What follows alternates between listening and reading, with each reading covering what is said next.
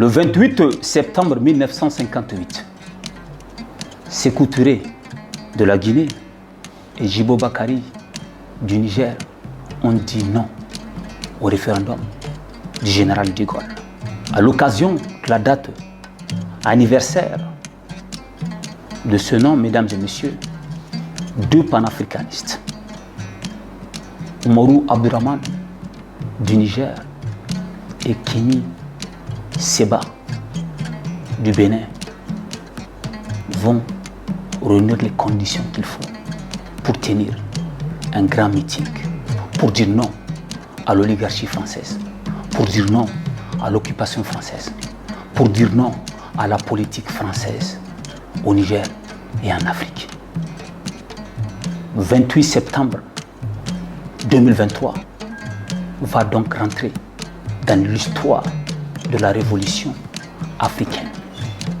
Ça va donc se tenir à la place de la résistance, en face de l'escadrille militaire de Niamey, où sont stationnées les forces françaises. Pour la cause, mesdames et messieurs, nous sommes avec ces dignes fils d'Afrique. Nous sommes avec ces deux activistes pour dire l'Afrique libre ou la mort, nous vaincrons.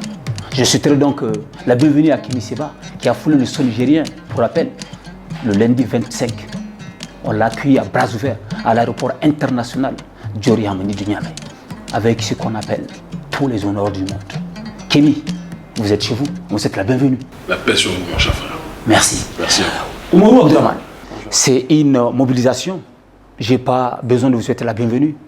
Vous savez que vous êtes toujours la bienvenue sur Doudal TV. Aujourd'hui, nous allons parler du 28.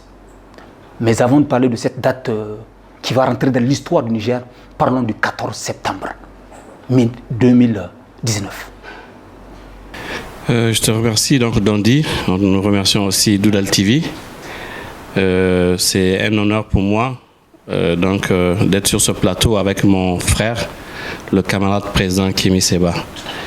Et c'est une très bonne chose aujourd'hui, si tu rappelles le 14 septembre, parce que l'activité, la manifestation du 14 septembre a été lancée dans plusieurs capitales africaines en simultané par justement Urgence panafricaniste de notre frère Kémy Séba.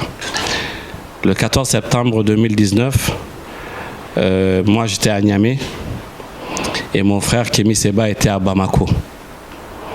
Et on était sûr à l'époque que nous étions en train de poser des fondations ou de continuer le mur que les aînés avaient commencé à construire, et on savait que ça allait donner ses fruits.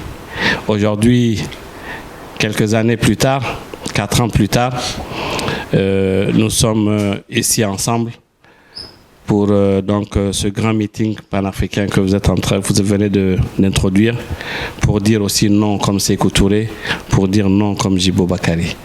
Mais avant de redonner la parole à mon frère Kémy, il faut noter que Kémy a fait Niamey à 10 Niamey, alors même que le Niger est un pays frontalier du Bénin. Et tout cela à cause de certains chefs d'État marionnettes. Il a fallu faire 48 heures de voyage pour qu'ils puissent venir soutenir ses frères du Niger. J'avais fait un parcours de combattant qu'il a fait avec 5 membres d'Urgence panafricaniste, et c'est important de le noter. Moi, je sais de quoi il s'agit. En 2022 aussi, à cause aussi de ces sanctions qui ont été injustement imposées au Mali, j'étais obligé également de faire Niamey-Addis Abeba 2 jours pour arriver à Bamako afin de soutenir les frères à Bamako. Et aujourd'hui aussi, c'est ce que le frère a fait. Donc je sais comment ils ont fait pour la souffrance qu'ils ont endurée avant de venir ici au Niger apporter leur soutien à notre peuple digne du Niger. Sur cette émission, amis téléspectateurs et téléspectatrices, Kémy, loin d'être béninois, Kémy est tout simplement activiste africain. Vous connaissez déjà la cause, vous savez comment est-ce qu'il défend, vaille que vaille, l'Afrique. Alors aujourd'hui, nous allons lui permettre donc de s'exprimer sur cette émission. Kémy Séba, il y a de cela 1 an, vous ne vous sentez pas chez vous. Vous avez été traité de tous les noms. Mais on a vu récemment au niveau de l'aéroport international Dioré Hamani comment est-ce que le Niger s'est mobilisé pour souhaiter et bien sûr la bienvenue à un digne fils du continent africain. Est-ce que vous pouvez, n'est-ce pas, vous exprimer par rapport donc à cette question, à cette mobilisation que le Niger vous a déjà réservée et que le Niger aussi après a effectué le déplacement le 28 pour vous acclamer et vous écouter avec attention? Alors je vous remercie infiniment mon frère pour cette question. Je remercie Oumarou pour ces mots des plus profonds. C'est important quand même qu'on précise deux choses. La première, c'est que je ne peux pas dire que je ne me suis pas senti chez moi l'année dernière au Niger. C'est pas vrai, j'ai été accueilli par les miens. Vous avez été traité de sale étranger? Mais par des gens du pouvoir. Okay. Et je pense qu'on fait souvent une erreur de faire la confusion entre les corrompus à la tête de nos États et le peuple. À chaque fois que je croisais des gens du peuple dans les rues, les gens me témoignaient de l'amour, comme partout où je vais en Afrique francophone. Sauf que à l'époque, ils étaient moins nombreux dans la rue qu'aujourd'hui. Et je pense que c'est important de le préciser. Mais j'ai toujours reçu de l'amour à chaque fois que je venais à Niamey. Mais le Niger vivait sous un climat de terreur. Il faut qu'on puisse être capable de le reconnaître. Sous Bazoum, c'était la terreur. Et les gens, on les voyait, on devait les voir la plupart du temps dans la nuit, le soir. Oumarou sait de quoi je parle. Parce que c'était pas à la mode d'être contre le néocolonialisme. C'est pour ça que c'est très important qu'on rende hommage à mon frère et ami Oumarou, parce que dans un climat aussi asphyxiant que celui-ci, avant que le peuple décide de se libérer, Oumarou était en avance sur ce terrain-là et pousser la population à relever la tête. Alors que d'autres ne pouvaient même pas s'exprimer. Exactement. Donc c'est courageux. Maintenant, après, comme on dit, il n'y a pas d'âge et il n'y a pas d'heure pour prendre conscience. Et ce qui se passe aujourd'hui, moi, quand je vois les mouvements tels que M62, tels que le Front Patriotique et Boukata, je suis très fier de ces structures-là. Depuis le départ de la contestation, nous collaborons avec ces structures-là, nous les soutenons, nous relayons et nous donnons la force que nous pouvons donner. Donc ça, c'est quelque chose qui est du domaine du clair et ce n'est pas caché. De vous à moi, est-ce que vous croyez ou vous pensez, n'est-ce pas, ce concept d'Afrique libre? Vous pensez que l'Afrique libre bien sûr, et elle est en train de le devenir. La liberté, c'est dans la tête. Il y a dans un des livres religieux, je ne fais pas la publicité de quelconque livre, mais je dis simplement qu'il y a un verset qui dit que Dieu ne change pas les conditions d'un peuple tant que le peuple ne change pas lui-même. Ceux qui doivent comprendre comprendront de quoi je parle.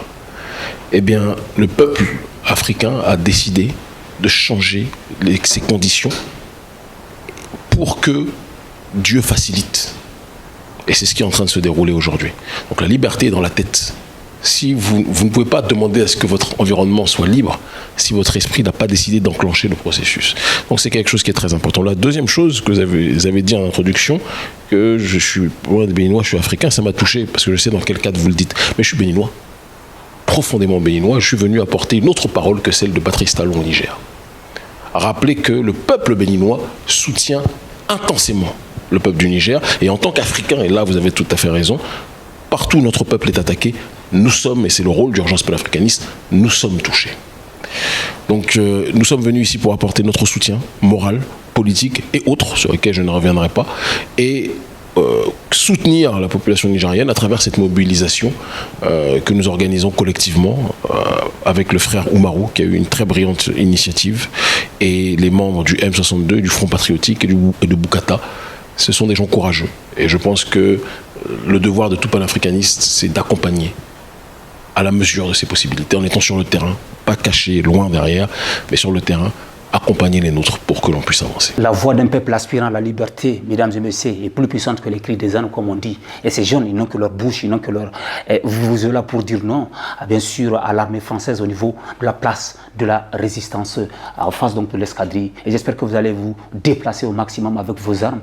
Vos armes, quand je parle d'armes, je parle bien sûr, n'est-ce pas, de vous, je parle de vous là, qu'on fasse du bruit autour, bien sûr, de ces deux activistes panafricanistes, mesdames et messieurs, au niveau de la place de la résistance. L'histoire, il y a ceux qui la font, ceux qui l'écrivent et ceux qui la racontent. Vous avez déjà écrit une page de l'histoire avec Kémi Séba à la place Abbé. Vous avez encore écrit une autre page de l'histoire politique du Niger le 14 septembre 2019 au niveau de la place de la Concertation. Vous allez ensemble encore écrire une page de l'histoire, qu'on le dise ou pas, parce que l'histoire se raconte après. Qu'est-ce que vous attendez de ces jeunes qui sont en train d'écrire l'histoire du Niger au niveau de la place de la Résistance pour qu'ensemble nous soyons des millions à faire vibrer bien sûr cette place le 28 septembre à partir de 16h? Bon, c'est une très bonne chose d'on dit, de revenir sur l'histoire. Mais aujourd'hui, je pense que nous devons surtout parler de ce qui se passe actuellement au niveau de la place de la Résistance. J'ai l'habitude de voir des jeunes, souvent pieds nus, avec le drapeau du Niger, souvent avec des pancartes où c'est écrit « Nous ne voulons plus de la France, France dégage ». Ça veut dire beaucoup de choses. Pour revenir dans le contexte, en 1958, sans doute beaucoup de gens pensaient que Djibo Bakary était sur la mauvaise voie, sur le mauvais chemin. Quand il avait dit non au général de Gaulle. Et pour rappeler, c'est qu'il y a eu un différend avec le général de Gaulle et qui lui a dit d'ailleurs devant témoins, c'est documenté, que le Sahara n'ira pas à Moscou à l'époque.